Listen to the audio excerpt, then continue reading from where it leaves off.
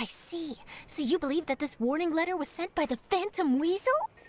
Absolutely. I've said it before and I'll say it again. The Phantom Weasel never acts as you expect. He must have faked his own death 10 years ago using a body double.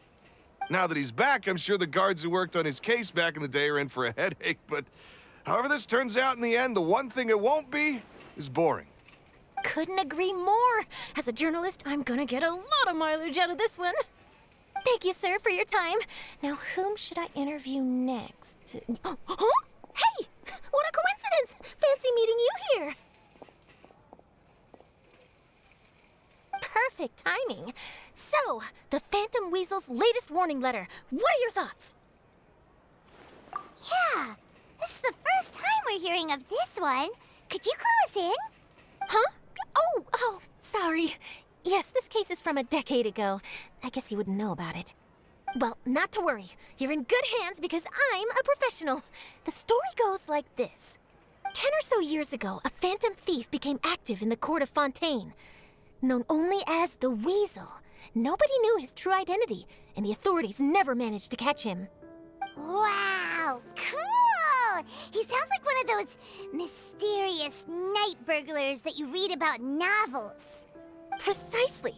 Well, except the part where they actually have a good reputation. Our Weasel targeted whatever people held dear, and no one was safe from his predations. He would just as soon steal a necklace from a rich merchant's safe as he would a toy doll given to a commoner child for their birthday. I know, the phantom thieves you read about in novels rob the rich to pay the poor, but this guy did not discriminate. Unsurprisingly, this didn't work wonders for his public reputation. Every man and his dog wanted to see him behind bars. Yeesh. So, did they catch him? Not exactly.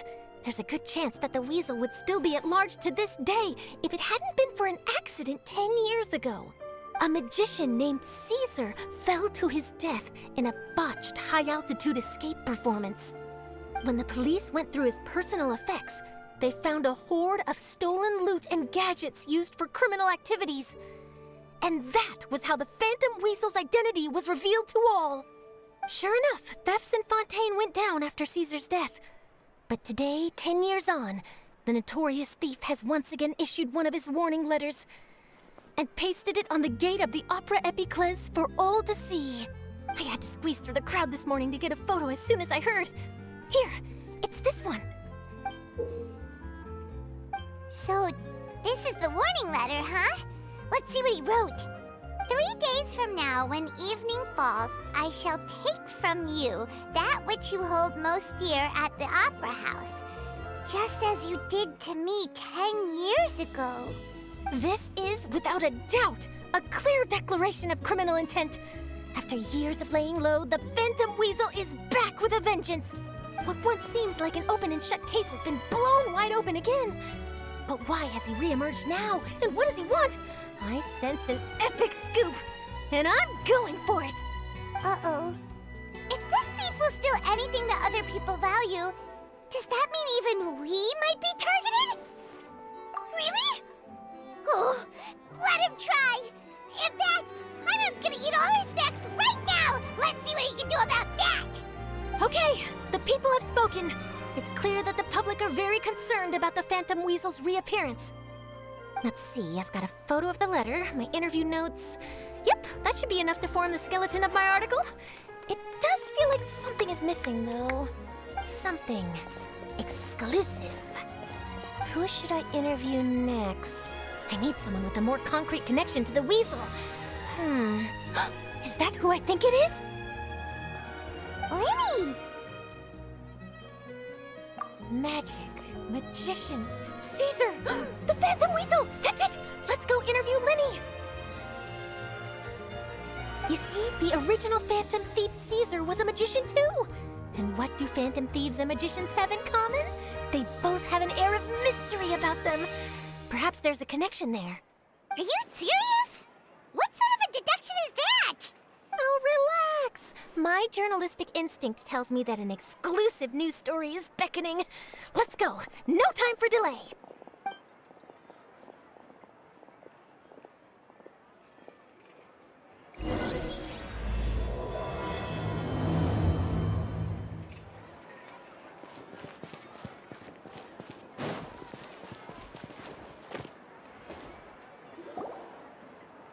Wow, Mr. Magician! How did you know which card I picked? Oh, it's simple. Come closer and I'll let you in on my secret. Magicians have a special skill called telepathy, which means we can read other people's minds. Really? Then, what am I thinking now?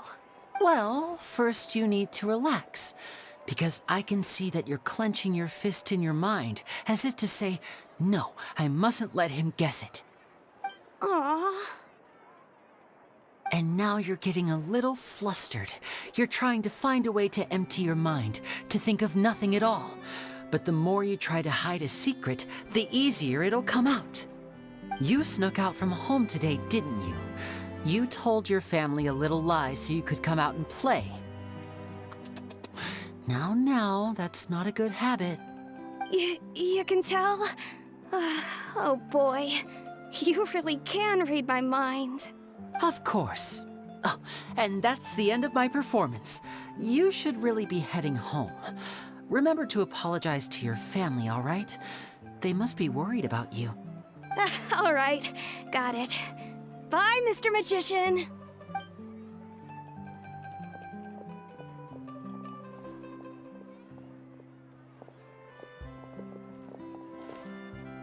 Hey, Lyney? Why, hello. We meet again. Are you looking for me? What's the situation? Well, why don't you guess, Mr. Telepathic? Oh, please. You didn't believe that spiel, did you? The power of telepathy is quite beyond me. I'm sure that child would beg to differ. Seemed like you were right on the money. That was nothing more than a little trickery. I made an educated guess based on his micro-expressions. That, plus the fact that he was the only kid here without his parents, and he looked as guilty as sin. He made it easy for me. You guys, on the other hand... Let me guess. Don't tell me you're here for the Phantom Weasel, are you? Wow, got it in one! Is this more of your trickery at work? Wait, really? No trickery this time. It was pure luck. His warning letter's been the talk of the town, so I figured that maybe you were asking around about that. Bingo! I plan on writing a column reporting on the latest news about the Phantom Weasel. So, Lyney, what are your thoughts on this infamous thief's reappearance? To be honest, it makes me angry. Angry? Why? You read his letter, right? The Phantom Weasel claims he's planning something in 3 nights' time at the Opera House. That's the night I'll be performing there. Huh. What are the chances? Wait a minute, you don't think he's after you, do you? Well, if he is, then his warning is clearly a direct challenge to me personally. And if he's not, then it's still going to be a huge headache for me. The mere mention of the Weasel's name is enough to scare people off. So once the contents of that letter get out, barely anyone will be showing up to watch my show. But I've been preparing for this for a long time. I'm not about to let him ruin my big day. This leaves me with only one choice. I have to expose the Phantom Weasel's identity before the show begins. Really? So what you're saying is, we might get to see a live duel between a famous magician and an infamous thief? Wow, this has exclusive written all over it. To be honest, I'm not sure if I'll emerge the victor. The Phantom Weasel is a notorious crook, infamous for his inscrutable methods. You're being far too modest, Lyney. I think your magic tricks are even more inscrutable than those of a thief.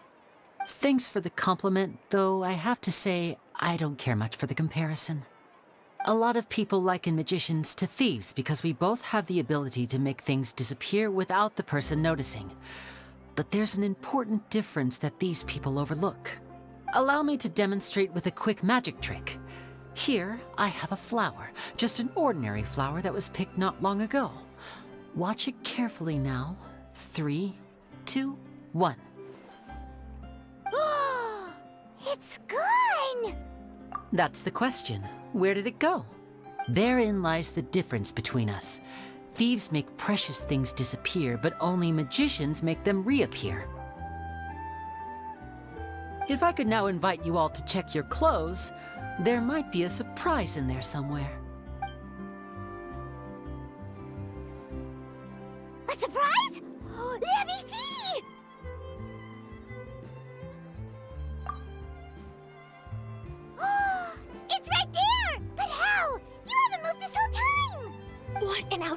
outstanding trick!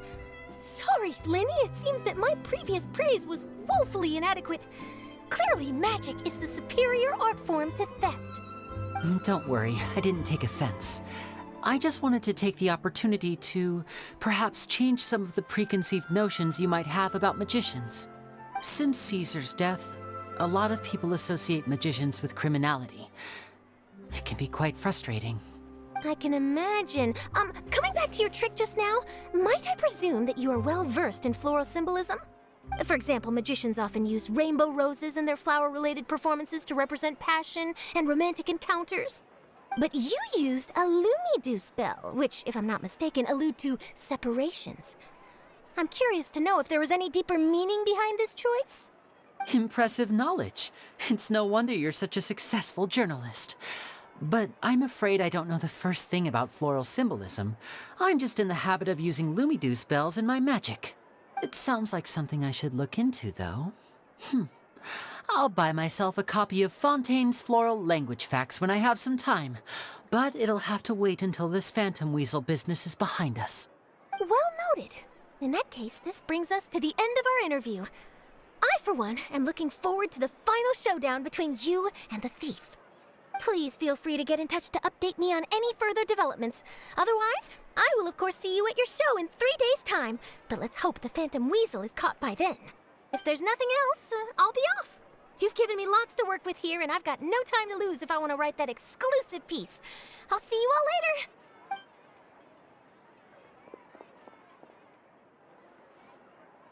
So, Lyney, are you gonna tell us how you did that flower trick now? I'm afraid that's my little secret. Aww.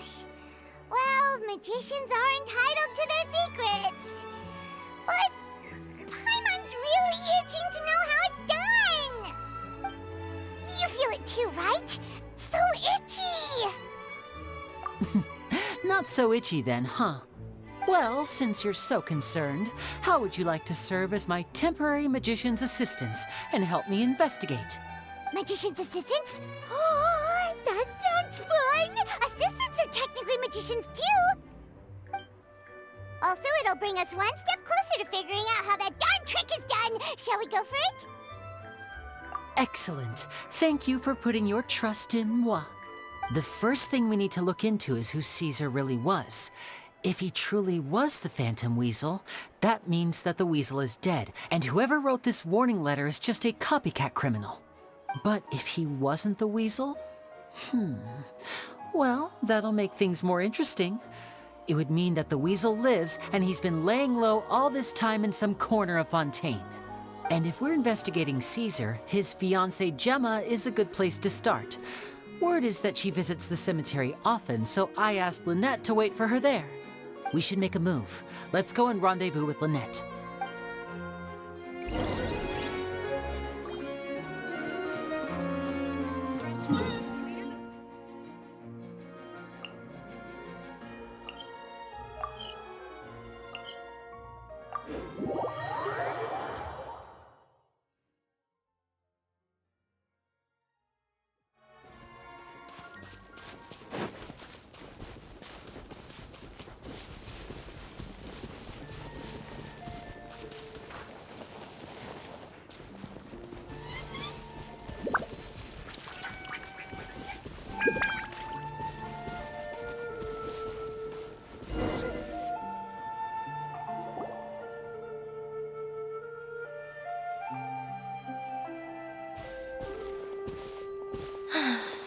You took your time.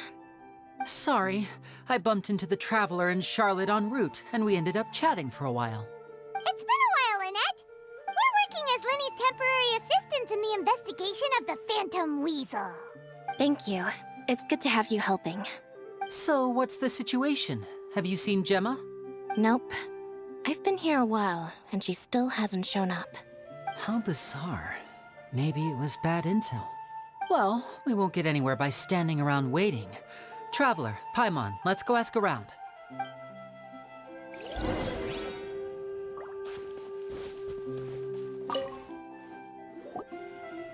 Excuse me, good sir. Do you by any chance know a Gemma? Gemma? You mean Caesar's fiancé? Sure I do. What's this about? I'm just trying to get a hold of her because I need her help with something. I heard she comes here a lot. Yeah, she does. Poor thing. It's no secret why, either. She's heartsick. Ever since Caesar passed away, she's been coming here once every week to clean his grave. Often, she just sits there in front of his headstone, lost in thought. Sometimes she talks to herself. I asked her what she was doing once. She said she wanted to speak to him again. She knows he's gone and can't hear her from the grave, but she just likes to spend time there, telling her fiancé all about how her life is going. And she's been doing this ever since Caesar passed away? Oh, so 10 years. Wow. Their love must have been really strong. I'll bet. Caesar's reputation fell apart after his identity was revealed, so no one else visits his grave. Gemma's the only one who still thinks about him after all these years. I don't know if the mind lives on in the waters after death, but if it does, I'm sure Caesar must be grateful to have someone who remembers him fondly. If I'm honest, I think this is all so unfair to poor Gemma. Her fiancé was a low-life crook. He doesn't deserve someone like her. Anyway, all of that said, she's running later than usual today. Normally, she'd be sitting in front of his grave by now. I wonder if she's okay. Well, that's everything I know, I'm afraid. You might have more luck asking some other people. All right, well, thanks for sharing all of this with us. We'll keep asking around. You're welcome. I just hope she'll be able to move on one day.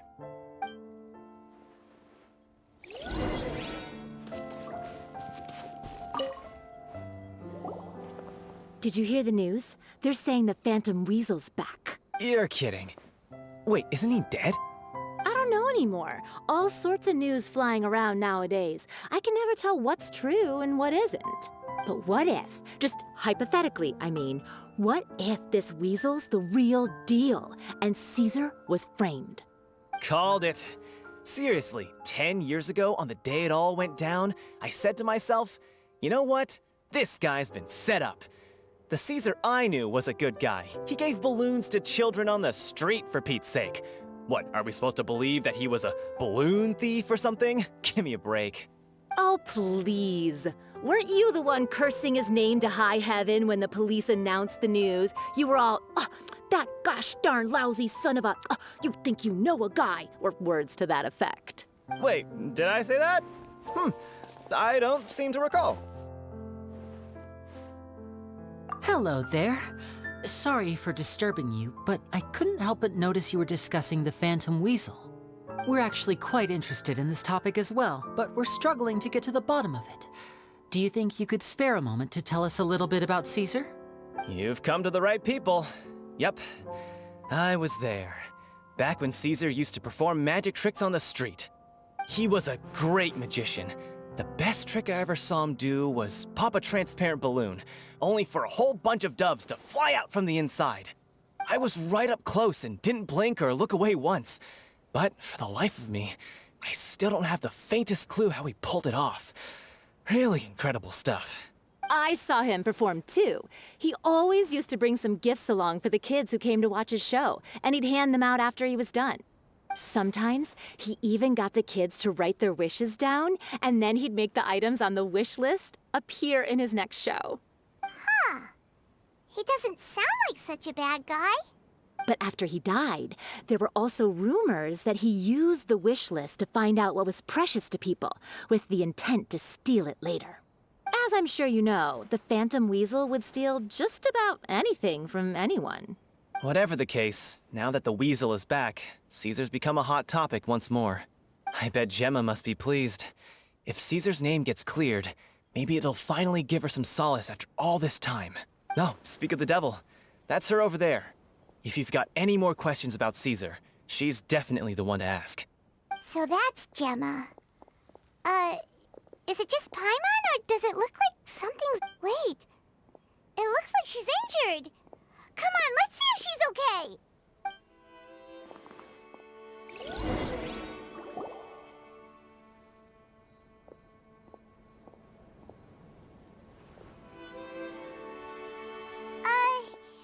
Hi there. You're Gemma, right? Who's asking? Don't be afraid, we mean no harm. It looks like you're injured. How bad is it? Thanks for your concern, but you didn't answer my question. Who are you, and what do you want with me? My name is Lyney, and this is my sister Lynette. My name's Paimon, and this here's the Traveler. We're investigating the Phantom Weasel. The Weasel posted a warning letter this morning. If he still lives, that means that Caesar was falsely accused. You knew Caesar better than anyone else. So if you're willing, we'd love to hear what you think about all this. I promise you can trust us. We won't hurt you. In fact, we'll do all we can to keep you safe.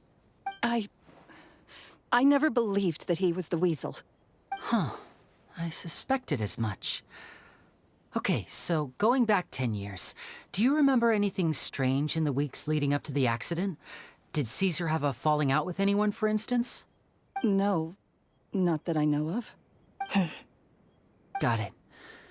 All right, sorry for disturbing you. If you don't have any more questions, please leave. I want to be alone with him.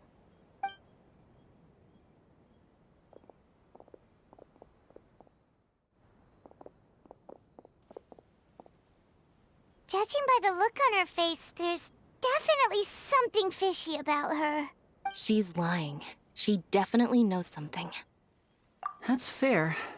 We're just a bunch of strangers who showed up and started questioning her about things that happened a whole decade ago. It makes sense that she'd be wary around us. In any case, I doubt we'll get any further here, so let's call it a day. Meet me outside Hotel de Boer tomorrow, and then we'll start the next step of our plan.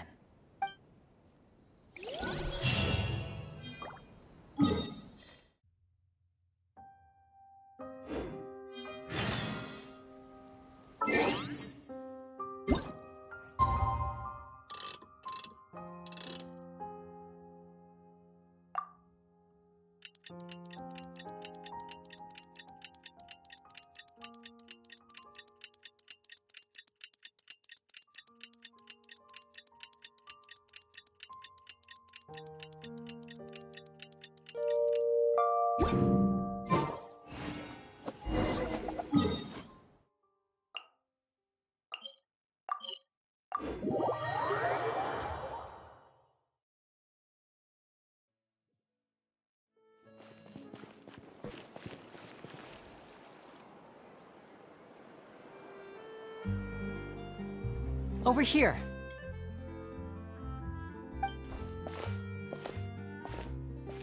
Lynette's not joining us today?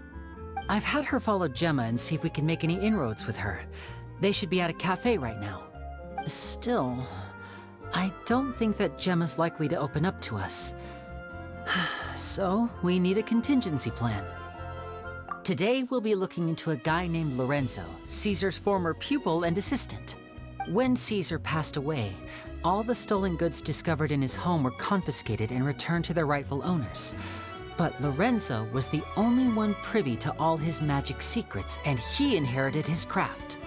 Before long, Lorenzo was the next big magician in town, his fame surpassing even that of his master, and it made him very wealthy.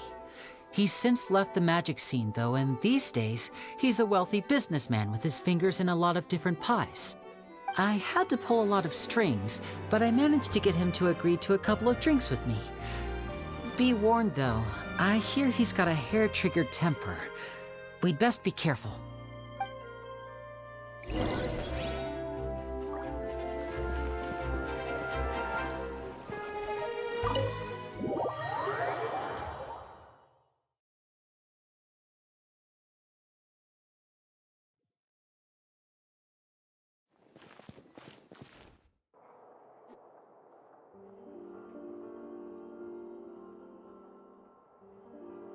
You neglected to mention that you were bringing 2 other people with you.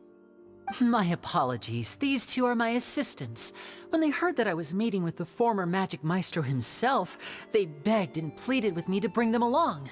And if it's no trouble, a couple of autographs would really make their day. Oh, forget the pleasantries, just sit.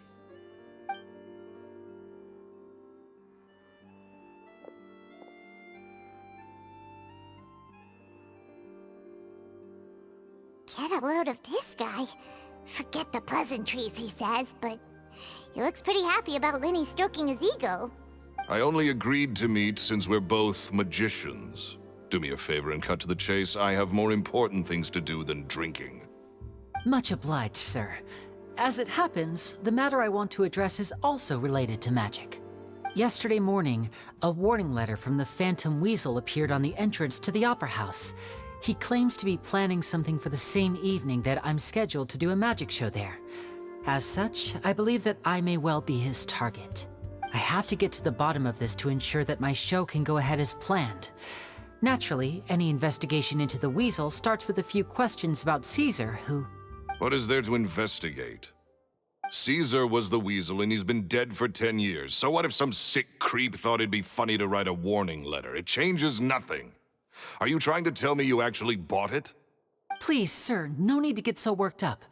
I do concede that a copycat is but one possibility. Possibility? It's a fact, Lyney. Look, my patience is limited, so listen carefully while I'm still willing to put up with you.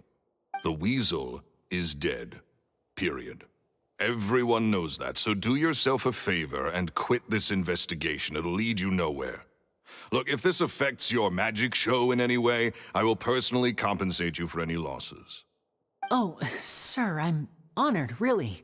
But this isn't about finances for me. My pride as a magician is what's at stake here, Lorenzo.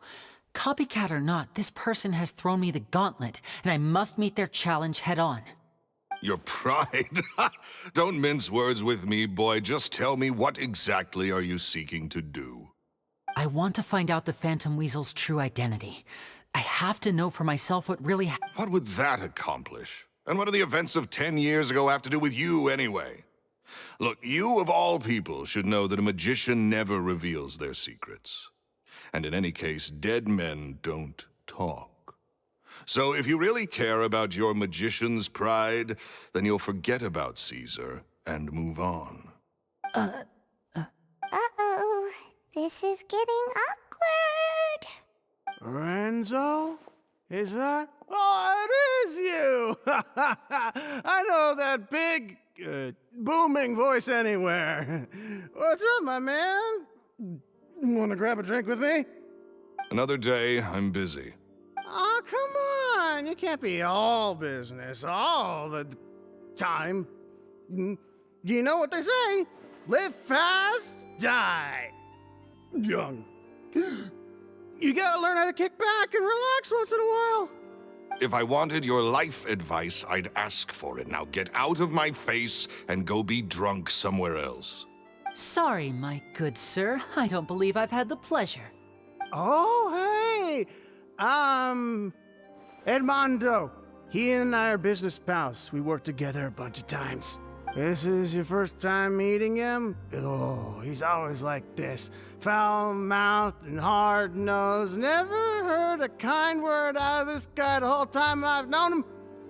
And he wonders why he can't get a girlfriend, despite being, what, pushing 40, 30, something? Anyway, point is, a lot older than when he first got rejected by the girl he was into.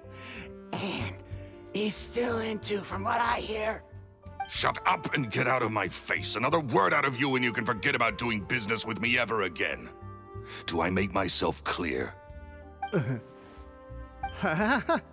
Sorry, I may have had a little too much to drink. All right, I'm gonna leave. Don't work too hard.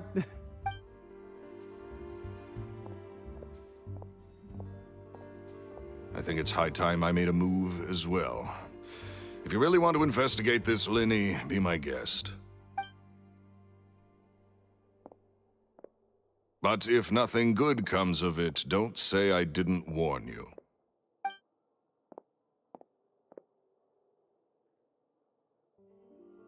Well, that fell to pieces in a rather spectacular fashion. Any thoughts? Totally. And what was all that about compensating you for your losses? Why would someone you just met make an offer like that? He's gotta be hiding something. And not like Gemma. She was a little suspicious, but this guy's definitely covering something up. I think so too. We need to look into Lorenzo more closely. That guy Edmondo seems to know a thing or two about him. He only just left. Let's see if we can catch up with him.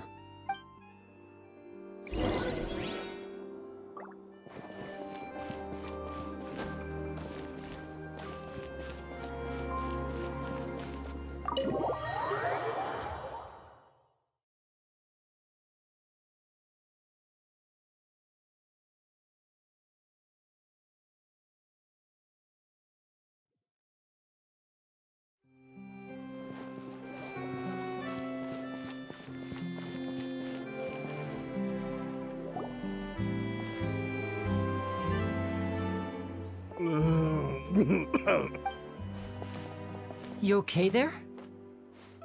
Who are you? Oh, it's you guys. Don't worry about me. I must have had one too many. I just need to ride it out. I say way too much back there, didn't I? Yeah, I nearly talked myself into complete financial ruin. Note to self, no more drunken chats when Lorenzo's around.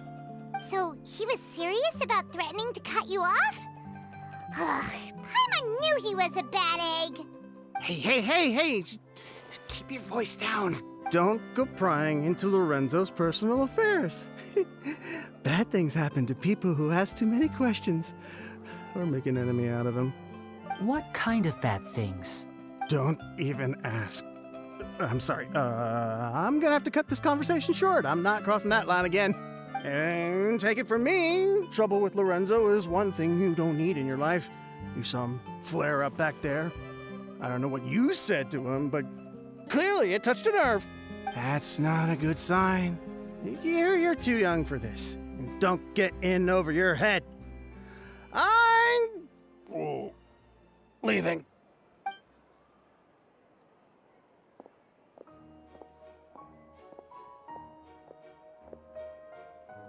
And there he goes. What do we do now, Lyney? Shh! I think we're being watched. Someone was listening in to our whole conversation. Don't say anything and don't look back. Any altercation in the city will attract the guards. We'd better take this elsewhere.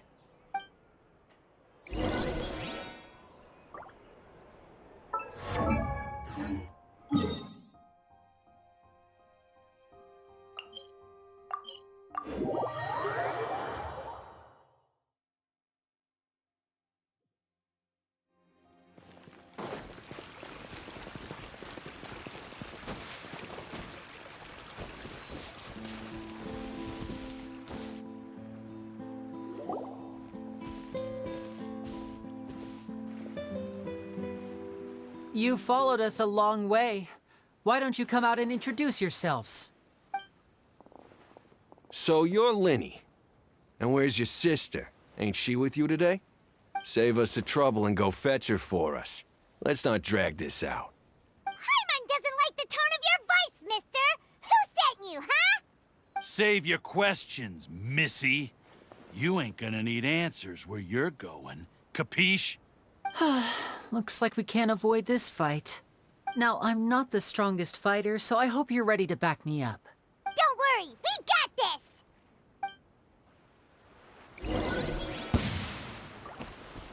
Now disappear! Shake it and stir!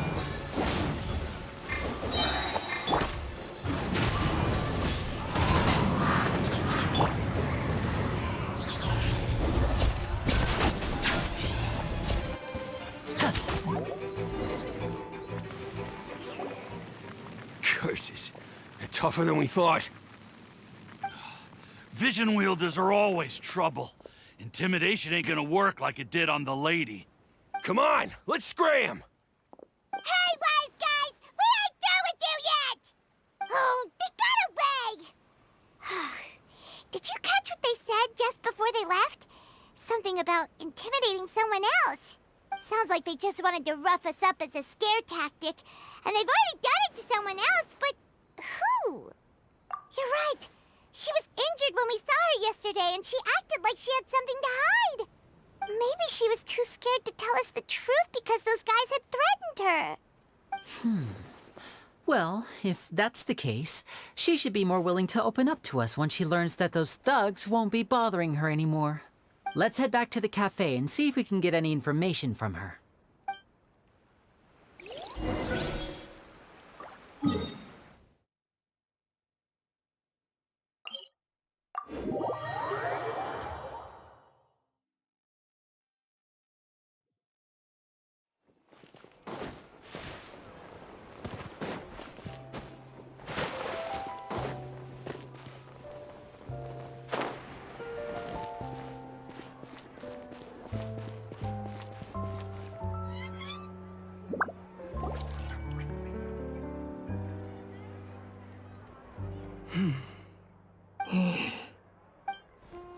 Gemma? You again. What is it this time? We just ran into the men who've been threatening you, and we gave them a taste of their own medicine. So, you can relax now. We're here to protect you. What? Why? I didn't tell you anything. Why would they come after you? Sounds like they're no strangers to you. That's putting it mildly. I know them all too well, and I hate them with every fiber of my being. It's been 10 long years, and still every time I try to look into Caesar's death, they show up and warn me not to do anything stupid. How do I know I can trust you? Do you really think you can get to the bottom of it all? And why are you doing this? I'm afraid I can't reveal all the details just yet, but I can promise you this. I will expose the Phantom Weasel's true identity. Because you see, this is a personal matter of the utmost importance. I give you my word. Trust me. Okay. How can I help you? I've heard that Caesar used to have a magic workshop where he kept a lot of his personal effects. If possible, I'd like to take a look at them. Do you know where it is? The Fleuve Sonde. But the place was sealed up by the police after his death, and no one's been there since. I also know that the Fleuve Sonde is dangerous territory. Lots of hostile groups lurking around. If you're serious about going there, please be careful. Understood. Lynette, you stay here and take care of Gemma. Don't let her come to harm. Got it. But if I'm staying here, I'm ordering dessert. I mean, bon appetit, but stay sharp too. They're likely to come for you while I'm away. Okay. All right. Power saving mode off. I'll start taking this more seriously now.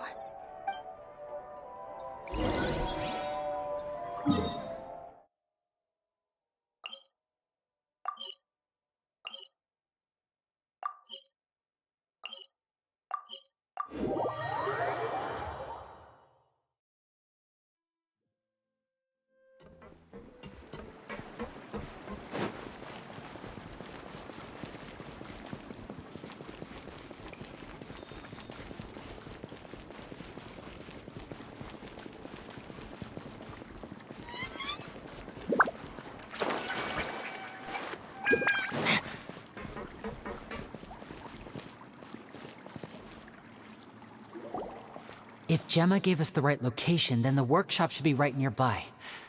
Huh. Looks like these boxes... There we go. It should be just down here.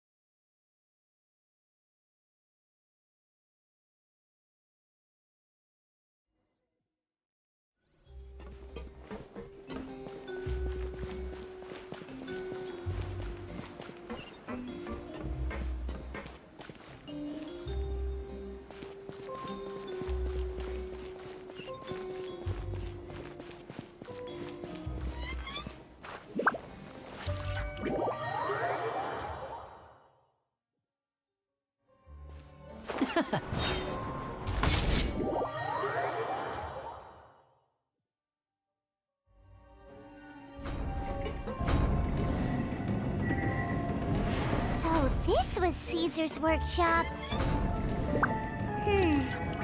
Nothing suspicious here, just normal magic props.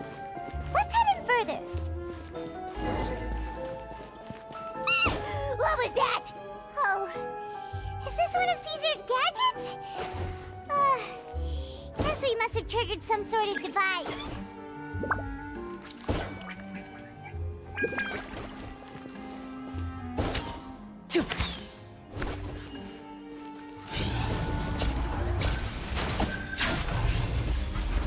Step right up.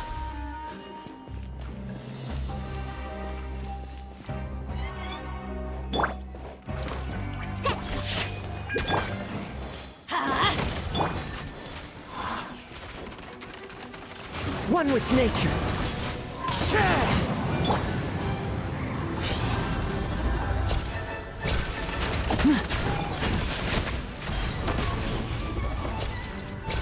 Whoa. Look. The doll in the box is glowing.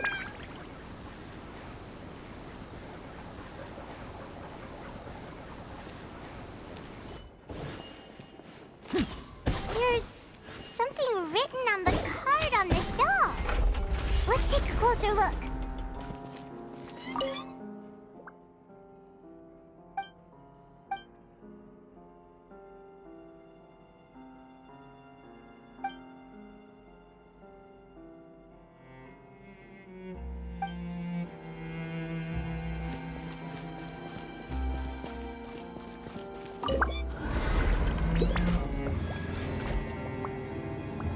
Now disappear!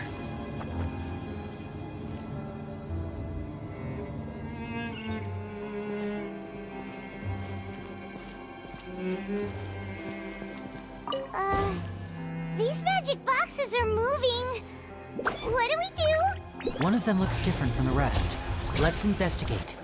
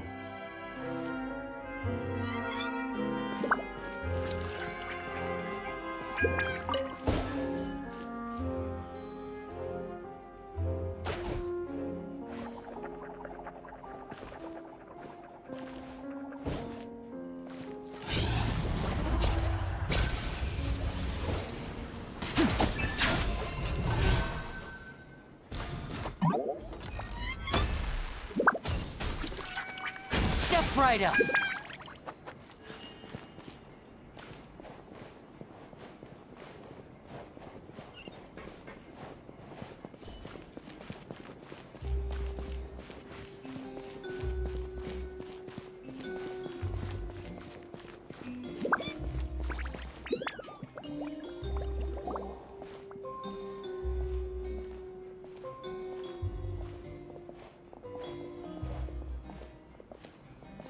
That's weird.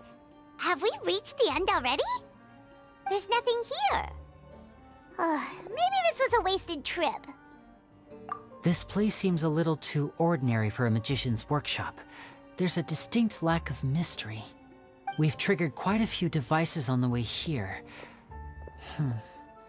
I'm starting to wonder whether Caesar built this whole place as one big, elaborate magic contraption. If so, then there must be more to this place than meets the eye. Maybe a hidden room somewhere.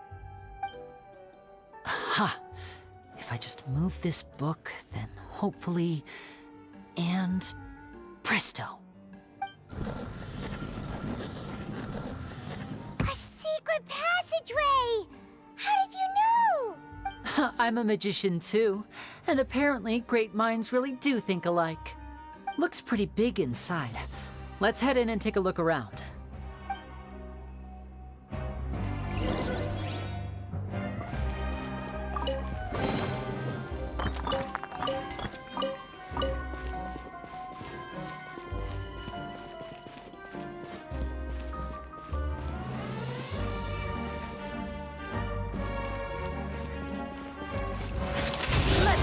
show on the road!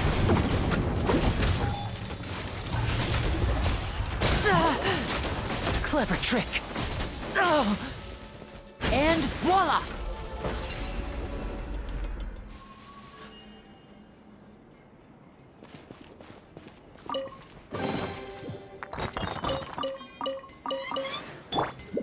Everybody stand back!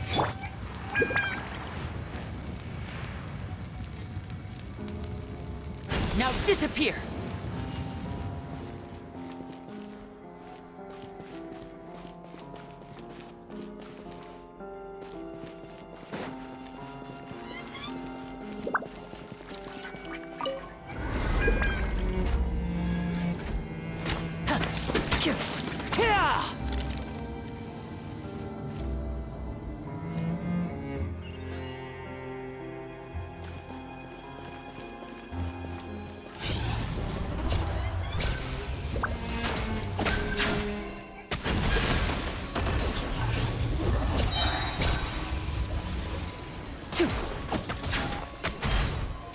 A round of applause!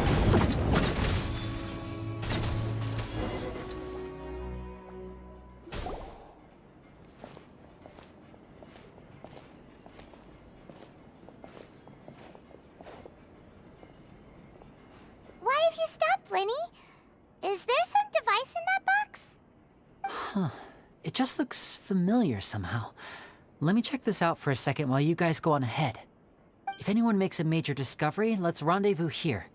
All right, see you in a bit.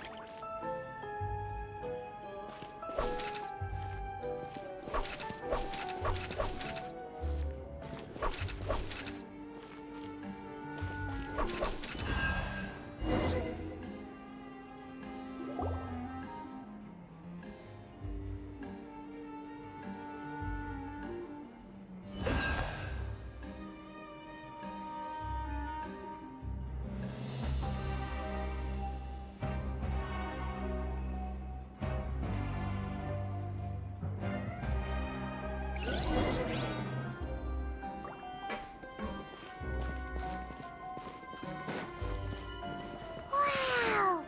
There's a hidden room here! Let's see! Oh, this bookcase is full of Caesar's own notes. He wrote a lot about the principles of magic. Whew. Much too advanced for Paimon. This book's thick as a brick! Let's take a peek inside it, shall we?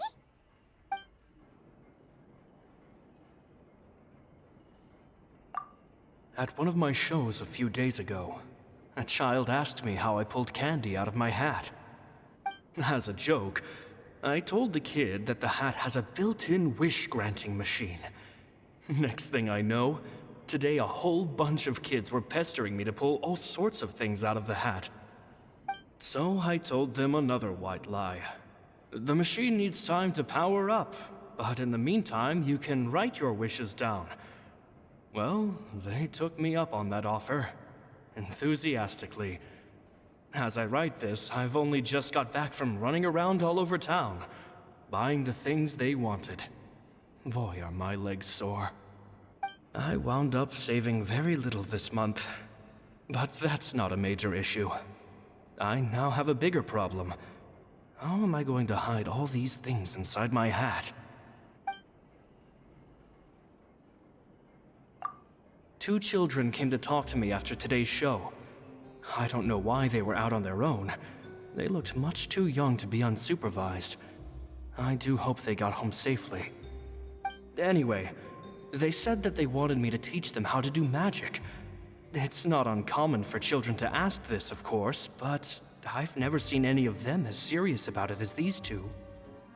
I told them that learning magic is very hard work, but that didn't faze them at all. It's like they already knew. They seemed so committed. I couldn't turn them down. It seems like something's bothering Lorenzo lately, but he won't open up to me about it. Surely he's not upset that I agreed to teach those two children. I'll have to talk him around. I have a good feeling about those kids. They're naturally talented, and it seems like they're not new to the world of magic. They have all sorts of fantastic ideas. All I'm really doing is helping them develop a more professional standard training plan. They wanted to call me Master, but I told them they absolutely mustn't. Any magician worth their salt could have taught them what I have. They're the geniuses here. Compared to them, I don't deserve to be called any sort of master. With time, I have no doubt that they could become far greater magicians than I. My only concern is why they're so mature for their age. I fear they've had to grow up too fast. I don't dare to imagine what they must have been through. Gemma thinks so too. She doesn't like being around them. Says that their eyes are too piercing. They don't bother me, but then again, I've never been the sharpest tool in the shed.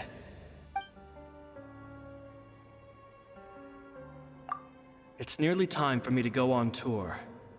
I asked the two kids if they'd like to come with me, but they shook their heads. I once overheard them talking about their father and their mission. Sounds like their parents have other plans for them. I guess we'll be parting ways soon. It's only been 10 days since I first met them, but I think that I've gotten a feel for their personalities now. They're very tough, but also very cautious, and they trust no one but each other. This, I fear, is not a good habit to have. They hide things from me too. For example, when I asked them where they live and why they wanted to learn magic, they lied. That's the thing about children. Whenever they're trying to cover something up, it always shows somehow. I can sense that their lives have been hard, possibly even dangerous too. They're not like other children. It's a shame that I can't do more to help them. After thinking things over, I decided to tell them a bit about how I see the world. It's full of lies and falsehoods, and that is why we must find our own truth. P.S. I hope they won't find my nagging annoying. Children are so opinionated nowadays. Will it do them more harm than good for someone they've only known 10 days to lecture them like that? P.P.S. Maybe I'm overthinking this. Children aren't interested in grand philosophies. It probably just went in one ear and out the other. I bet they've already forgotten every word I said. Oh, Caesar, Caesar. Just mind your own business next time.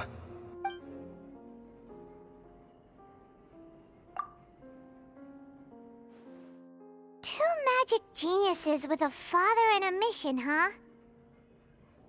Sounds a lot like he was writing about Lyney and Lynette, don't you think? So did they meet Caesar when they were kids? Let's go ask Lyney!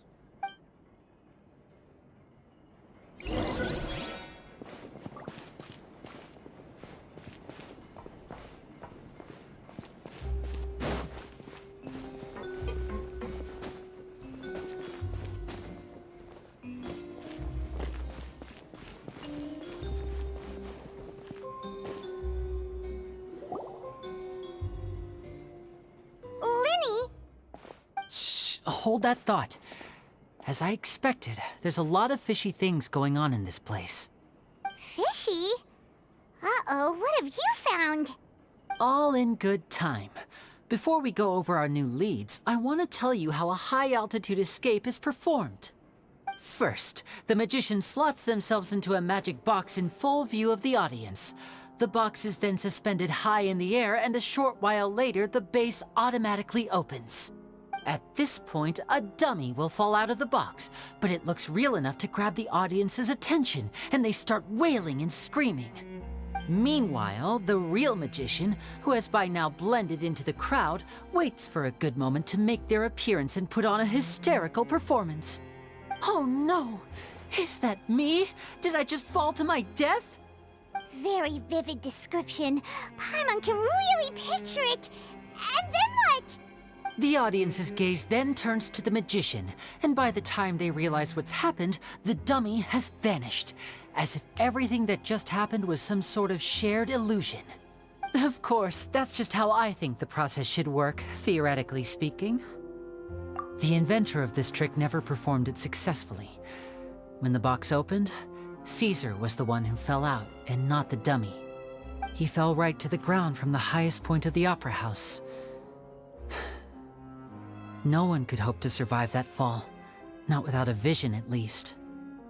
And no one else has ever attempted this trick since. My understanding of how it works is just based on what I could gather from his notes and the relevant gadgets here in his workshop. So Caesar's famous high-altitude escape has never been done, huh? Paimon was about to say how cool it would have been to see it in person, but if it's that dangerous, it's probably for the best that no one else tries to do it. Wait a second.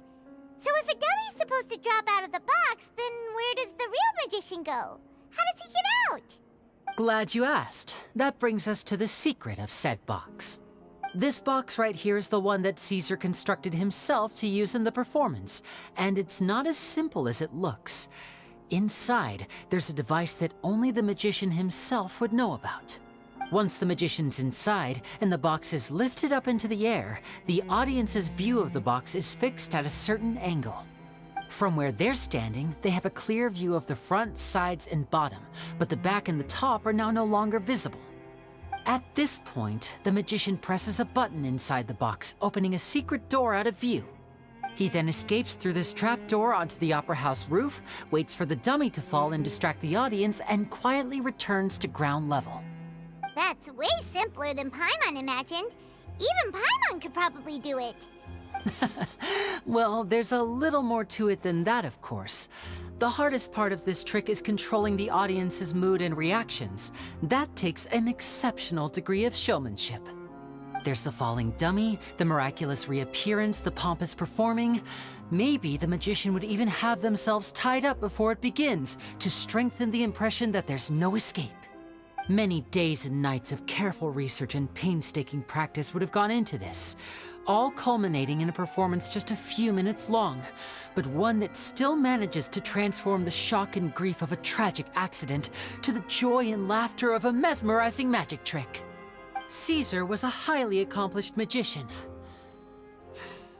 but unfortunately, even he didn't manage to pull it off. So, how did it go so wrong? You said you found some fishy stuff here. Have you figured out what really happened? I can make a pretty good guess. I looked into the case files.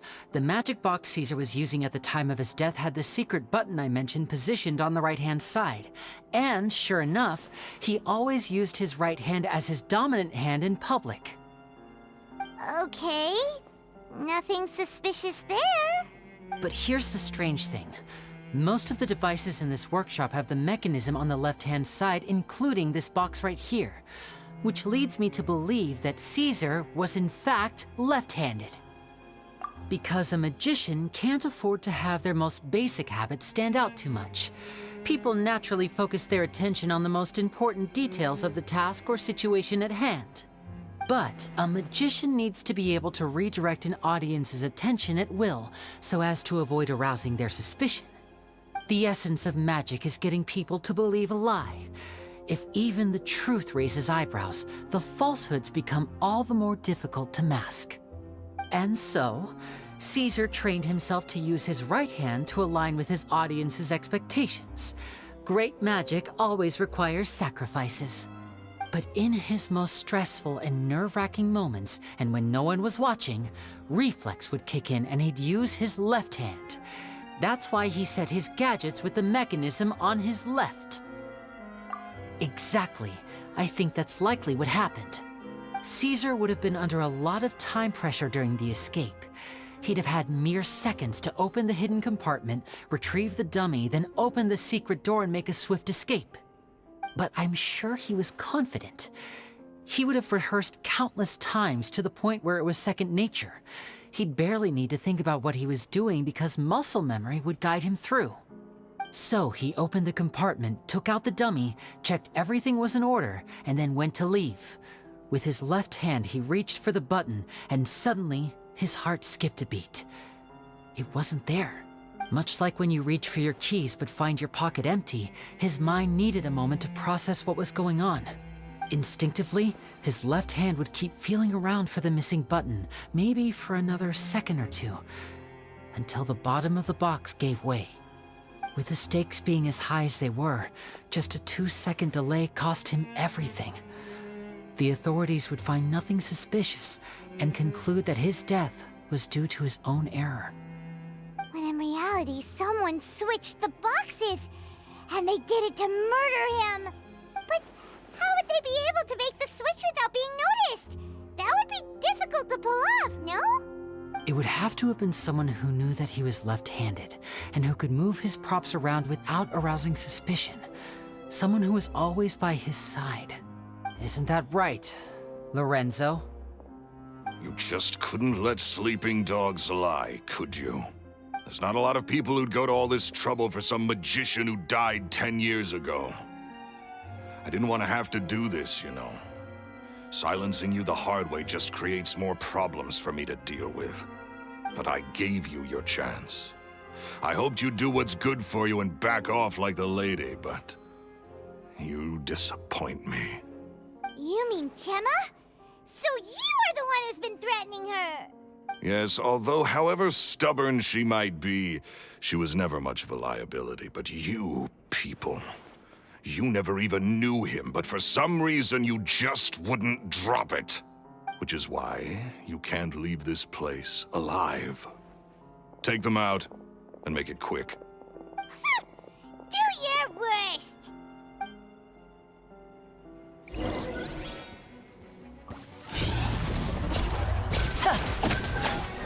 Step right up! Shake the hamsters! I'm going in! Fallen leaves, adorn my night! Into the wind!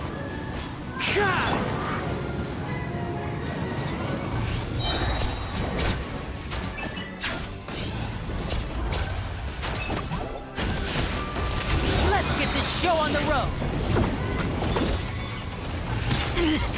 Stay calm, stay calm!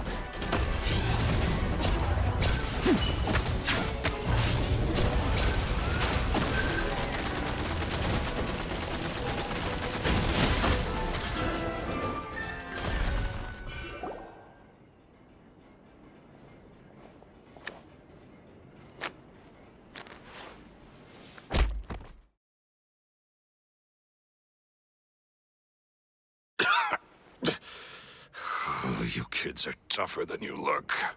Had enough yet, Lorenzo? Your cronies can't help you now.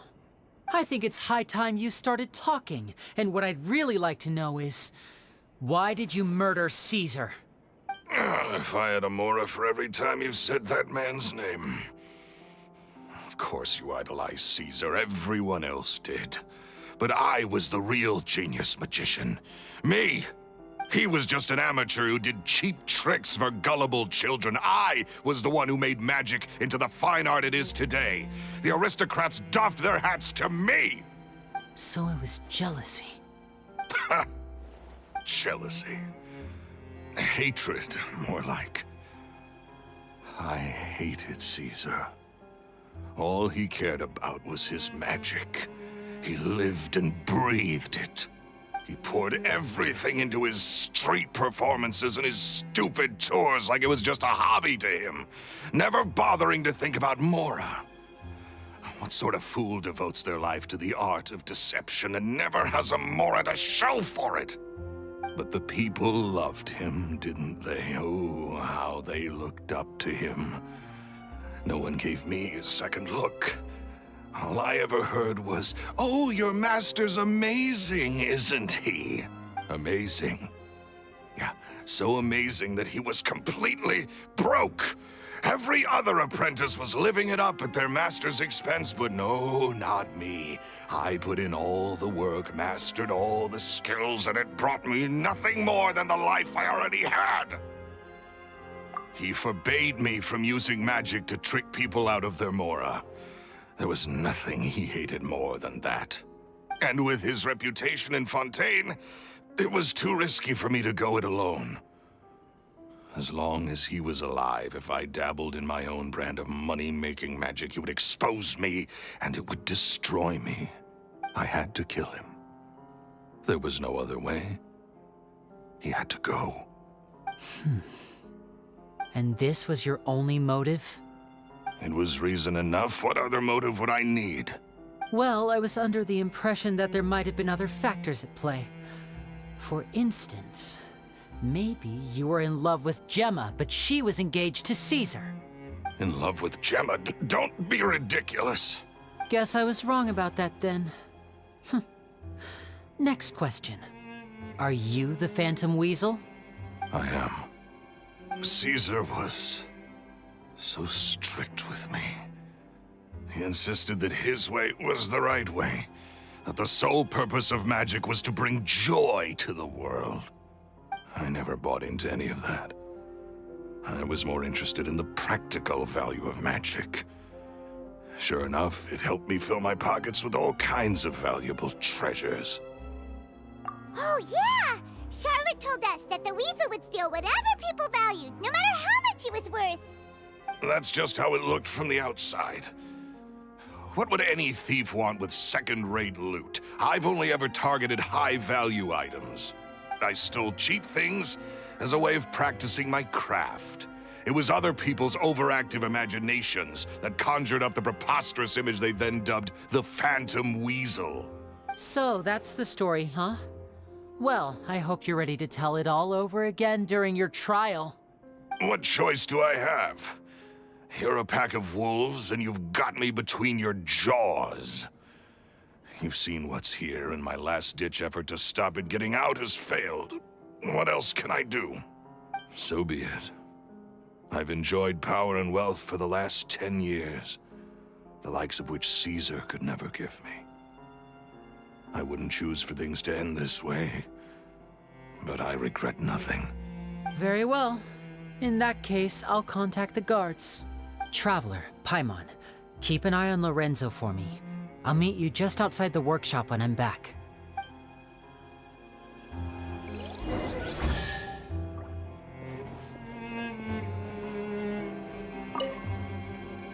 At least I can finally stop looking over my shoulder now.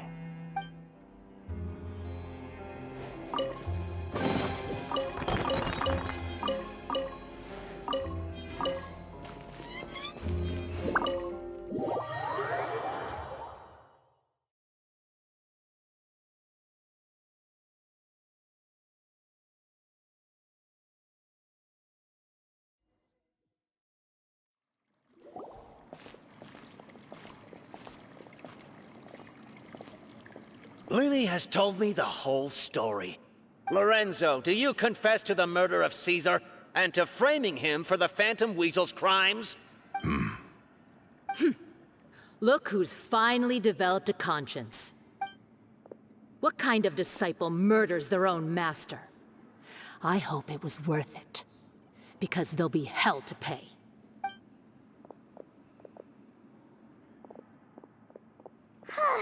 Looks like it's all over. What should we do next, Lyney?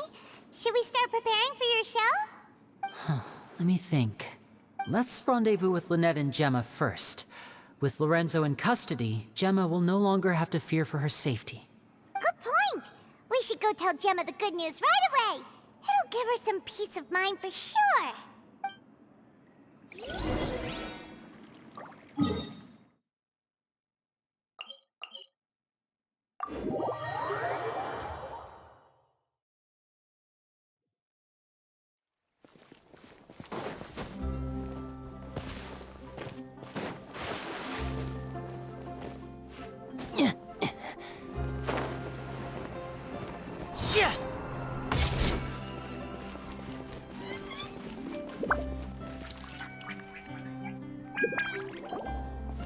Ah, you're back.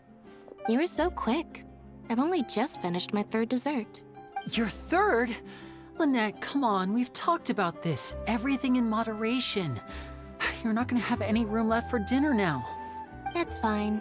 I'll shift to exercise mode and jog off the excess sugar. That's besides the point. Well, it's done now, but try to eat a more balanced diet in the future. Point taken. Did everything go okay? Of course! Lorenzo was no match for us. The guards are taking him into custody as we speak. Gosh, that's amazing. I'm sorry, I still didn't know if I could trust you, but now it seems I can. I had my suspicions about Lorenzo, but I... It's okay, we understand. He did threaten you. Paimon would find it hard to trust strangers in your position too. But you don't need to be scared anymore. Everything's gonna be okay. Sorry. My emotions are all over the place right now. I've been waiting for this day to come for so long. I always wanted to report Lorenzo. He took all of Caesar's property, which I found suspicious, but I had people watching me all the time, so I couldn't risk looking into it. I was so afraid. I was scared he'd do something terrible to me, and then no one would be left to visit Caesar's grave. So I never had the courage to speak out. Thank you all. Truly, thank you so much.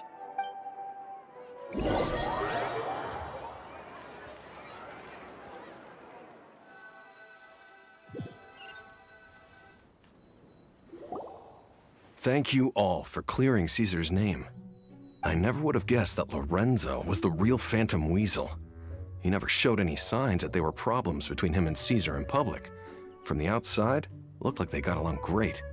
And to think that lowlife's been living life to the fullest all this time, while Caesar's name was getting dragged through the mud. It's a travesty. At least his soul can finally rest in peace now, thanks to your efforts. If only I'd realized before it was too late. Don't blame yourself, Gemma. This isn't your fault. Yeah, you still have the rest of your life to live. Caesar wouldn't want to see you spending it feeling guilty. Cheer up, Gemma. My brother's doing a magic show at the Opera House tomorrow evening. Would you like to come along? It might raise your spirits. This show will be a special one. We're holding it in Caesar's honor. In Caesar's honor? Really? Oh, thank you. I'll be there. Great. We'll see you tomorrow evening. Traveler, Paimon, don't be late. Don't worry, we'll be there. No way are we gonna miss out on a free magic show. Wait, Paimon feels like we're forgetting something. Oh yeah, Caesar's diary! We never found out if the two kids Caesar taught magic to were Lyney and Lynette or not. Lyney changed the topic back in the workshop, so we didn't get a chance to bring it up. Oh well, guess we'll just have to ask Lyney tomorrow evening.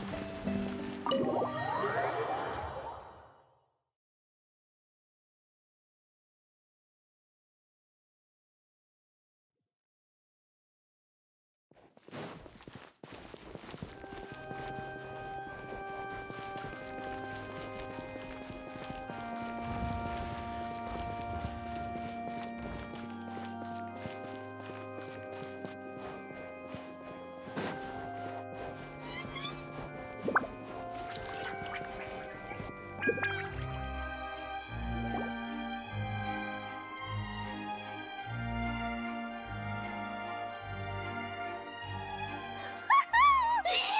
excited to see another of Lyney's magic shows! Wait. Lynette, shouldn't you be on stage by now? Not this time. My brother's going solo today. So, I'll be watching with you. Good evening, ladies and gentlemen. I hope everybody's ready because the show is about to begin. The great magician Lyney has prepared a spectacular show for us all tonight, concluding with an all-new grand finale that no audience has ever seen before. Wow! A new trick! Thank you all so much for coming. Now, prepare to join me on a journey through the mystical and miraculous.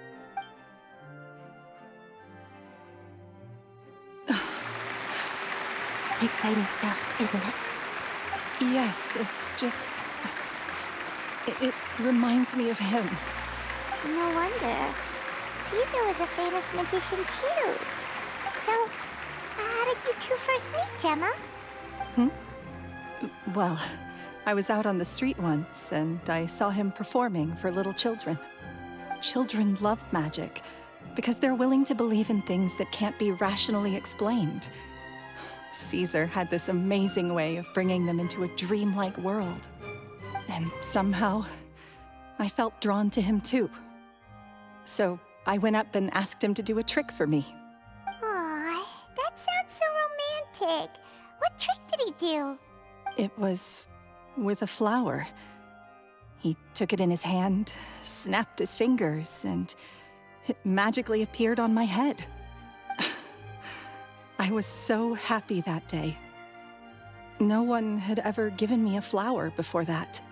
Oh, that's so cute! Actually, now that you mention it, Lyney's done that one before. Is that right? Then I suppose he's a romantic at heart, just like Caesar. So let's treasure the time we have with him. After all, you never know when the people dearest to you might be gone.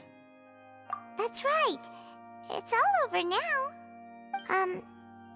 Paimon doesn't really know how to comfort you, but at the very least, no one's gonna be intimidating you from now on. You can breathe easy at last, right? Right. Yes, you can breathe easy now, Phantom Weasel. See? Even Lynette says... Wait, what? The Phantom Weasel? Lorenzo escaped? Where is he? What do you mean, Phantom Weasel? As Lyney once said, a performer's job is to commit fully to their role and put on a flawless performance for their audience. But once the bag of tricks is empty and the curtain falls, it's time to end the show. The spotlight is no place for someone with no more cards up their sleeve. It's been 10 years, Gemma. Aren't you tired of the grieving widow act? I think it's time to put an end to it. What are you talking about? Paimon doesn't like this riddle. Traveler, Paimon doesn't like where this is going. Come on, say something! Ladies and gentlemen, I hope you're all enjoying the performance so far. There will now be a brief intermission, after which Lyney will perform the most electrifying act of tonight's show, the one we've all been waiting for. The final performance will take place outside of the Opera House, so please make your way outside in a calm and orderly fashion. The Phantom Weasel never did like public places, did they? Don't worry, this place will be quiet soon. Let's talk somewhere else for now.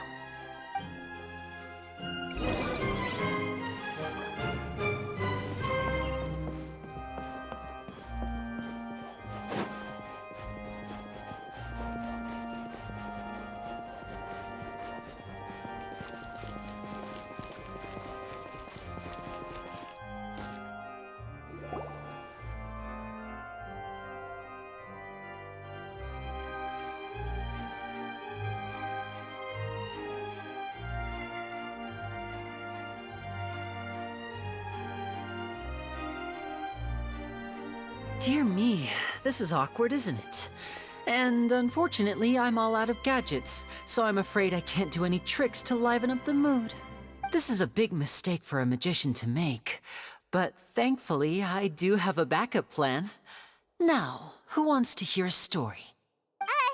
Lyney, don't we have more important things to address right now? Lynette accused Gemma of being the real Phantom Weasel a moment ago. Oh, what the heck's going on? All in good time.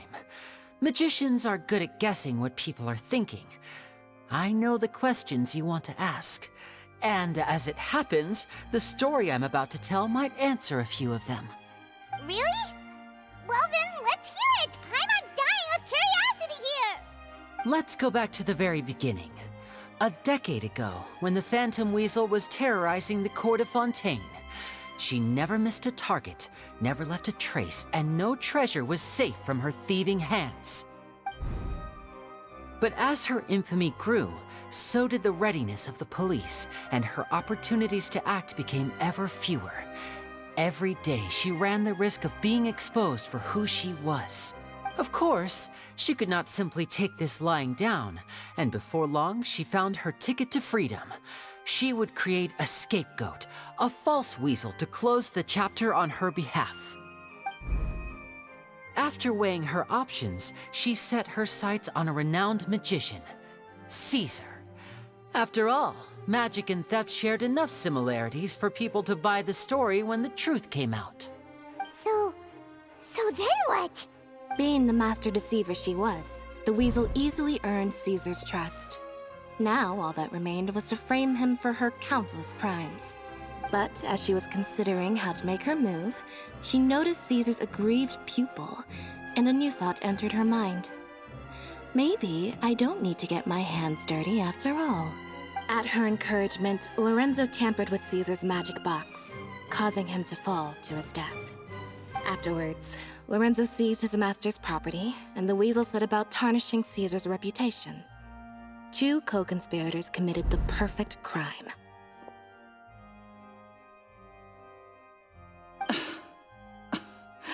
I've got to hand it to you. You're both exceptional storytellers. It's enough to make even me wonder whether there was really another mastermind behind all this, pulling the strings. But I just have one question. You seem to think that I am the villain in this tale. What's brought this on, Lyney?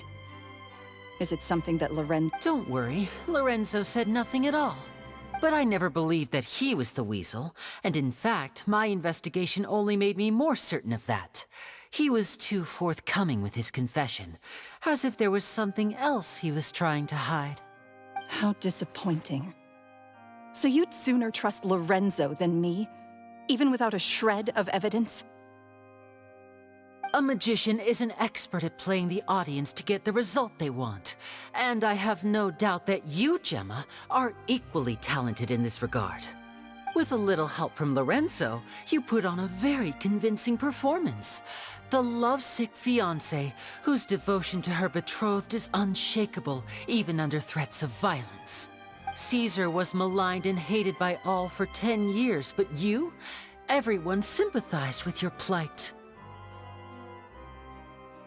Who would suspect for 1 second that the lovely young lady always seen weeping in front of Caesar's grave was actually the mastermind behind his demise?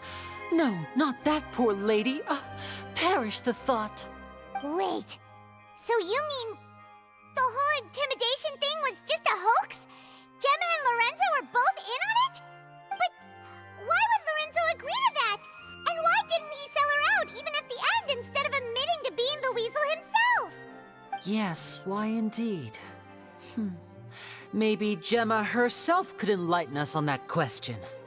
Well, Lyney, if you're so confident in your version of events, then I think the answer should be obvious. Having killed Caesar with his own hands, Lorenzo was plagued by overwhelming guilt. Revealing the Phantom Weasel's true identity would serve no purpose. But if the weasel remained free, then she could take care of Lorenzo's loved ones. An excellent answer, though sadly a little dull. Is that right? Well, don't let me bore you. If you'd care to change the topic to something more interesting, I'd be much obliged. As a matter of fact, there's one thing I'd really like to understand. Why would the real weasel have targeted things that only have value to other people? Could you shed any light on that? Of course. After all, we're just telling stories here, aren't we? If I had to guess, I would say that the real weasel must have had a terrible childhood. Left to fend for herself after her parents died young. Betrayed, scorned, beaten. She'd scrounge waste paper from garbage bins to draw on, using twigs and dirt for lack of ink and pen. She'd sew ugly rag dolls from whatever scrap material she could get her hands on. This was her only source of happiness in life. But it was all she needed, and she was content. Until the world decided that even this was too good for her. Once again, she was betrayed. And this time, everything was taken from her. She felt like life was a miry pit that dragged her further down the more she struggled to escape. At that tender age, she should have been happy. Instead, she stood in the shadows and watched with envy as all good things in the world passed her by. This was a fate too cruel for anyone to bear. Her pain became a breeding ground for dark thoughts. Thoughts which festered and grew into a twisted solution to her troubles. I detest the happiness of others, in all its forms alike. I will rob them of everything they hold to be good and true, and it will fill the void in my soul. That's some pretty heavy stuff. Now it all makes sense. Does this story satisfy you, Lyney? Yes, it is quite to my tastes. Thank you for helping to clear up my confusion. Huh. That's right. What drove you to write that letter, Gemma? What were you trying to achieve there? Because without that, none of this would have ever come to light. She didn't write the letter. After 10 long years, I'd hoped that the Phantom Weasel would be consigned to the history books by now. But it seems like someone still wasn't ready to let her finally be at peace. Lyney. Or should I call you the Phantom Copycat now? You were the one who posted that letter outside the Opera House. But why? Very sharp, Phantom Weasel. Still as shrewd as ever. Well, no need for me to be coy about it. Our goal was to clear Caesar's name. The most straightforward way to change the public's impression of Caesar was to force the Weasel to show themselves. That's it? You had no other agenda? Of course we did. We made it quite clear in the letter, I believe. I shall take from you that which you hold most dear, just as you did to me 10 years ago. 10 years ago? You mean Caesar's death? You met him? Wait. Oh, I get it. You were those two obnoxious kids. It's been so long, and you're all grown up now. I didn't recognize you. He taught you magic back then, didn't he? For what, 10 days or something? And you went to all this trouble. Why? Because you feel like you still owe him something? We remember all our debts, however great or small. 10 years ago, Caesar's reputation was torn to shreds, and his legacy was thrown out. 10 years on, and no one cares what the truth is anymore. But we did not forget, and so we came to find you.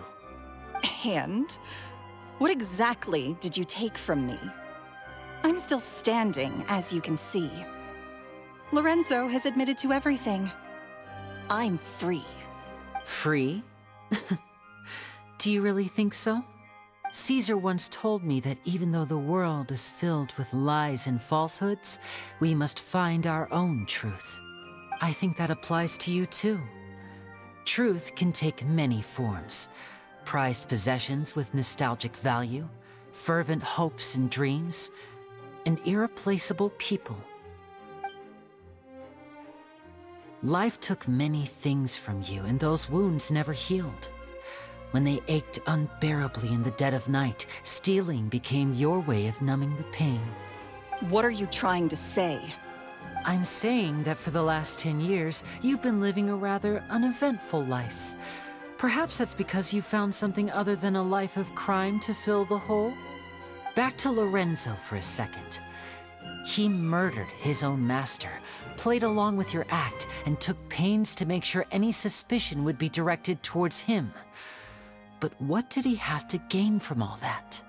He knew who you were and the things you'd done, and despite that, he was willing to give everything up for your sake. He's the reason that you haven't felt the compulsion to steal in all these years. You're more than just accomplices in murder. You're the only real friends each other has. So I think you know, deep down, that he is the only truth you have in your life. But that truth is gone now, and I guarantee you, you'll never see it again. Congratulations on your freedom, Gemma. Your freedom will cost you dearly. From now on, you'll be all alone in a world full of lies and falsehoods. I do hope you'll be able to bear it. You've still got a long life ahead of you after all. Gather round, one and all. The time has now come for the amazing Lyney to perform his final act in tonight's show. I'm sure you're all wondering what he has planned for the grand finale. Well, wonder no more, for the answer is a death-defying high-altitude escape. A high-altitude escape? I'm sure you all remember the magician Caesar. This was the very trick that led to his fatal fall, after which he was dubbed the Phantom Weasel. But we have now learned that Caesar was wrongly accused, and that the real Weasel has now confessed to their crimes. Guess that's my cue to leave. Whew. I've been practicing this one for ages now, but I'm still a little nervous. Traveler, Paimon, I hope you enjoy the rest of the show. There may be a lot of people watching tonight, but you alone are my true witnesses. Lyney, wait. You two hid a lot from Caesar. He went to his grave without ever knowing your secrets. So what about now? Are you an open book? Or are you still the same as ever? You don't have to tell lies to end up isolated and alone. One day, you'll end up exactly where I am today. Maybe then you'll finally understand. You're wrong. I'm nothing like you. So, what are we, doing now? Like Lyney said, when you're ready, let's head outside and watch the show. But what about Gemma? She'll figure out what's best for her soon enough. Oh, and if you'd like to see Lyney after the show, you know where he'll be. The usual haunt. All right. Well, let's go and watch Lyney's finale then. This trick's a pretty dangerous one, but he should be able to pull it off, right?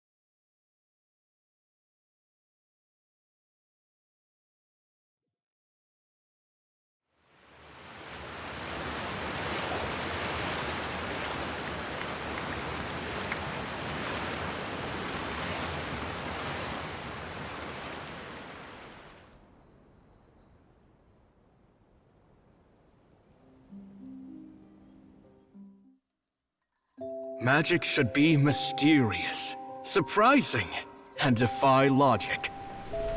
Magic is hard work. Every single movement has to be practiced thousands of times. It's all right. We're used to that.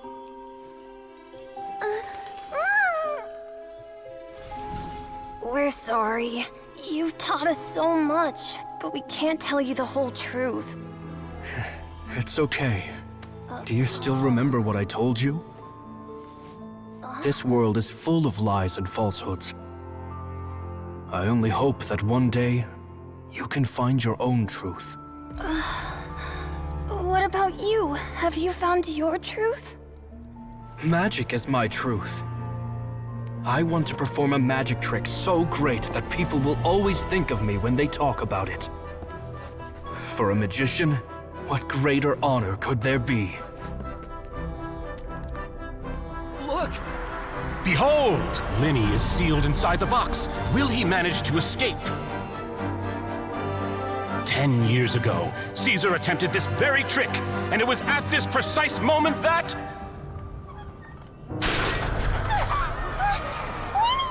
Watch out!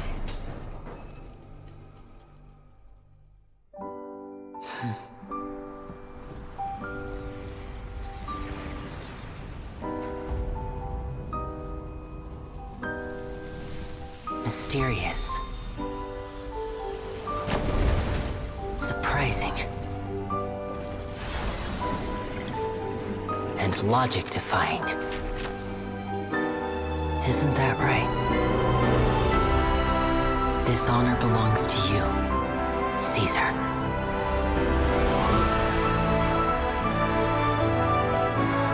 I'm just sorry it's a little late.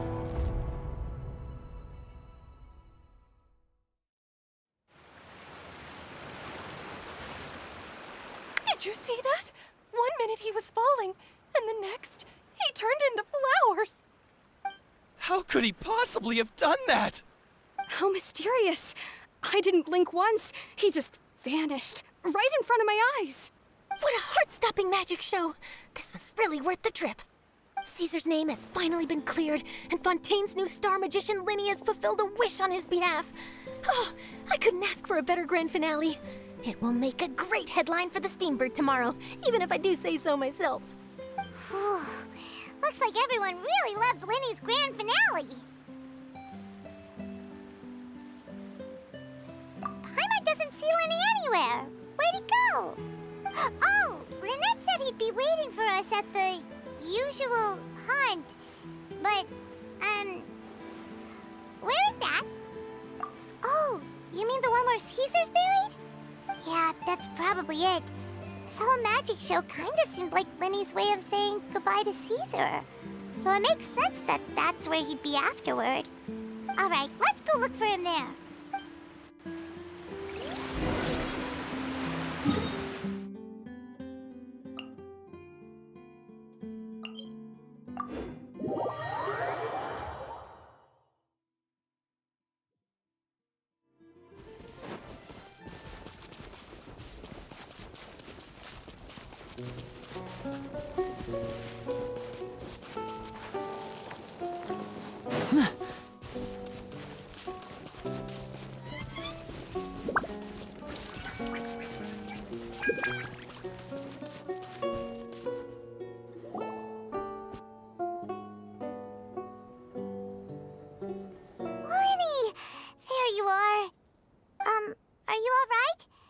Paimon was scared to death when the chain broke. Paimon was sure something had gone horribly wrong. Magic is a performance art. A magician has to get creative to keep the audience on tenterhooks. That's our job. So I tweaked Caesar's original setup a little to keep it fresh. I was honestly a little nervous during the live performance. The thought of falling, suddenly feeling weightless, seeing the sky and the ground spinning and spinning. Sometimes, I can't help but wonder what Caesar thought in those final moments. Did he regret taking Gemma and Lorenzo on? Or did he believe that it was his own slip-up right until the end? You know, Paimon's been wanting to ask you about something ever since we were in Caesar's workshop. You learned magic from Caesar once, didn't you? When was that? After I joined the House of the Hearth. To be honest, Lynette and I had an agenda when we approached him. I told you about my past before, remember? As a young boy, I survived by secretly learning magic from street performers. I'd watch their tricks and try to figure out how they were done. But I quickly realized that observation alone could only get me so far. What I saw was the polished final performance, but the rigorous training they put in behind the scenes remained invisible to me. I needed to learn how to improve my sleight of hand, hone my misdirection skills, and make niftier props. We were gifted enough that we'd made some progress by ourselves, but without proper guidance from a professional magician, we quickly plateaued. So that's why you sought Caesar out? Yes. We figured there was no harm in asking, but it took us by surprise that he was so willing to teach us. In all, we only spent 10 short days together, but he was very good to us. By contrast, we hid so many things from him. For instance, when he asked why I wanted to learn magic, I answered, "It's my passion." But in truth, there was already a lot more to the story by then. After being taken in by an aristocrat for our magic talent, then betrayed soon after, this was no longer about me doing what I loved. What amazed me was how the lie escaped my lips even as I was hesitating over whether to tell him the truth. Trust is a beautiful thing. Sadly, I'd forgotten how to trust by then. Lyney. Still worried about the way I feel? You really are a gentle soul, aren't you? But don't worry, I'm used to it now. From the mansions of the elite to the house of the hearth, lies and selfishness have followed me and Lynette everywhere we go. After Caesar went on tour, we became busy with our missions. The next we heard of him was that he'd fallen to his death, and was now declared to be the Phantom Weasel. That night, I remembered his smile. But as I lay there, I didn't know what to say to him. To keep secrets is to put up walls. The longer you keep them up, the less you let people in. Then, one day, you look around and realize your life is like an empty auditorium after a show, full of seats once occupied by all the people who left. But I guess that's the price we have to pay. You only realize how much someone really meant to you when you lose them completely.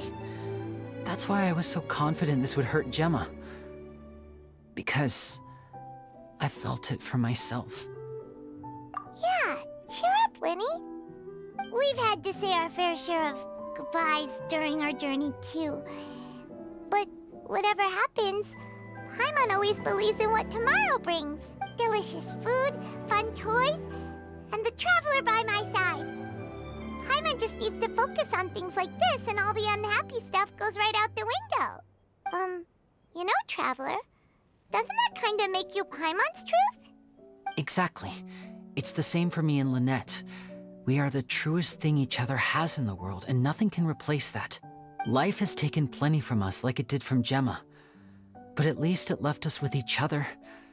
That's what gave us the strength to get through the darkest days. That's why the darkness never consumed me, and why it never will.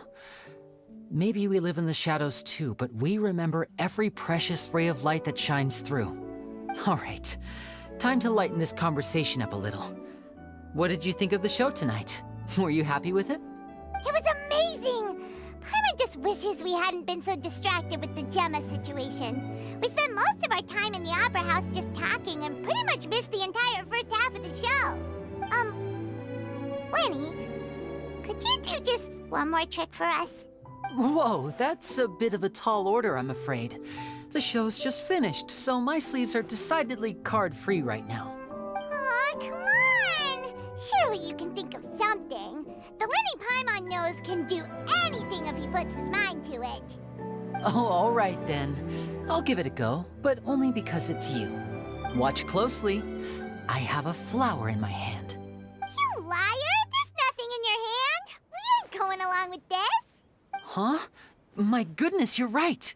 But I could have sworn I brought one here with me. Okay, try this. Count down with me. 3, 2, 1. 3, 2, 1! Now, have another look around. Maybe the flowers appeared somewhere else. Really? Let's see. Wow, there it is!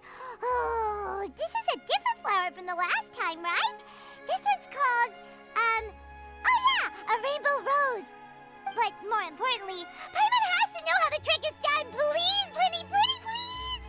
Well, if you want to learn magic, you'll have to start by addressing me as teacher. Fine. Please, teacher, please. Since you asked so nicely, I'll share one little tip with you. Namely, the student of magic cannot solely rely on others being prepared to reveal their secrets. You have to observe, think, and find the answers for yourself. Is that it? Look at the time. We shouldn't linger here too long. Thanks again for coming to see my show. I bid you both good night. I look forward to seeing you again. All right, fine. See ya. Shall we head back now, too? Oh, Paimon can't wait to read The Steambird tomorrow. Paimon bets Lyney and Caesar will be plastered all over it. Let's head to the Steambird's offices tomorrow morning and see what we can find out.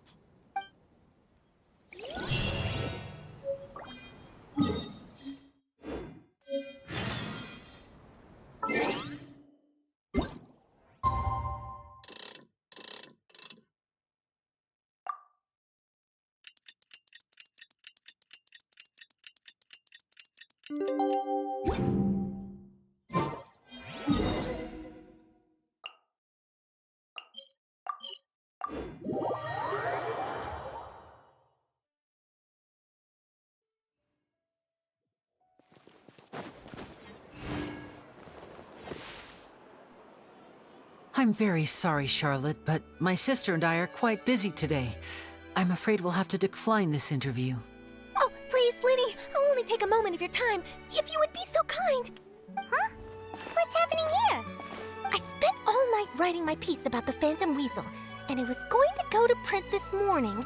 But just as dawn broke, I suddenly received news that Caesar's fiancée, Gemma, had contacted the guards and confessed to having been the real Phantom Weasel all along. That was quick. Too late, bro. That was quick, you say? It sounds like I've got some catching up to do. Please, fill me in. Whoops. Aha! My instincts did not lead me astray. You do have something to hide. Gemma turning herself in must have something to do with Lyney's performance last night. Maybe watching my high-altitude escape trick reminded her of a better time with Caesar, and she could no longer ignore the voice of her conscience. Huh. Okay, then. Wait, no, there must be more to it. If that's all it took for her to have a change of heart, how did it take her 10 whole years? Well... Oh, I remember now! You and Gemma were nowhere to be found after the show. What happened between you? Quickfire question, where did you all go after the show? Oh, we went to the cemetery and Lyney did a private magic trick just for us. Actually, glad you mentioned it, because that reminds Paimon, guess what? Lyney started using rainbow roses in his tricks. What? I don't recall ever having received a rainbow rose from you myself. Is this supposed to mean that they're more important to you than your own sister? No, I just, What now? Oh, did Paimon say something wrong again? This is getting pretty awkward. What do we do, Traveler? Seems like this interview wasn't meant to be. Well, never mind. There's always next time. Forgive my persistence, but when there's explosive news waiting to be found, I can't turn away. The news about Gemma has already made waves, and I'll stop at nothing to get to the bottom of it all. Apparently, one of the things she said to the guards was that her final wish is to see Lorenzo one last time. There's clearly a web of complicated relationships there. Can't blame me for being curious. All right, I guess I'll leave you to continue the rest of your conversation in peace. Bye for now.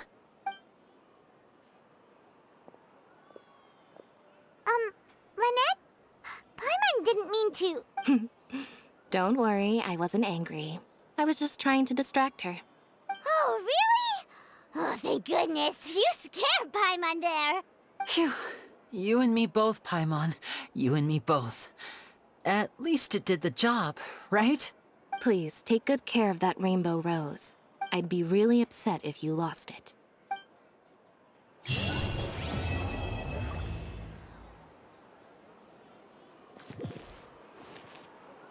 And Voila!